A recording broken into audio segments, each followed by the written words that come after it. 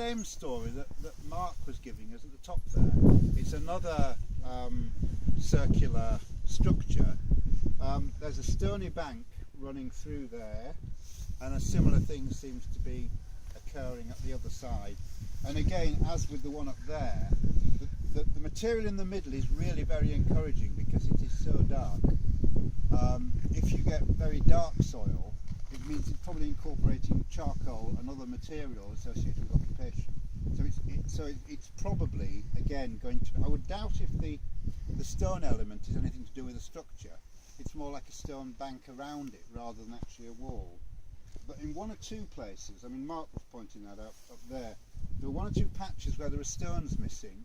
Now, they may have been pulled out by the plough, but there is also the possibility that if there was a timber structure within this, we're going to actually find the holes that the posts went in actually inserted in the bank.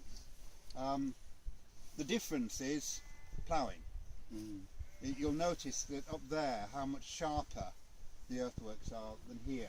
And although Stuart tells me this hasn't been ploughed since the 19th century, so it's not been heavily ploughed, but it's been enough to just kind of smooth everything off.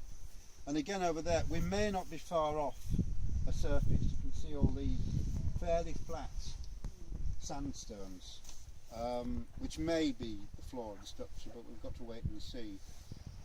The other contributions we've had a fair bit of 18th and 19th century pottery, which is to do with, as Stuart says, manuring of the fields when these areas were cultivated. I had one piece about the size of my fingernail came out down there just before we finished, which I think is late Iron Age pottery.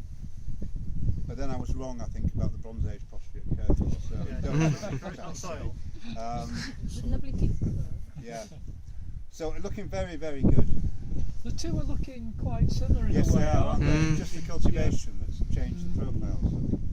And that'd be very interesting if both turned out to be structures the same with a kind of band of rubble around the edge of a timber roundhouse. And if there was a lack of late finds, suggesting that the thing was depopulated is the right word. Because as Paul said, I'm sure that with the number of us digging today and the amount of earth we've shifted, that if this site had run into the Roman period, given how close we are to the Roman fort up there, we'd have found Roman material. So that suggests that this is solidly Iron Age.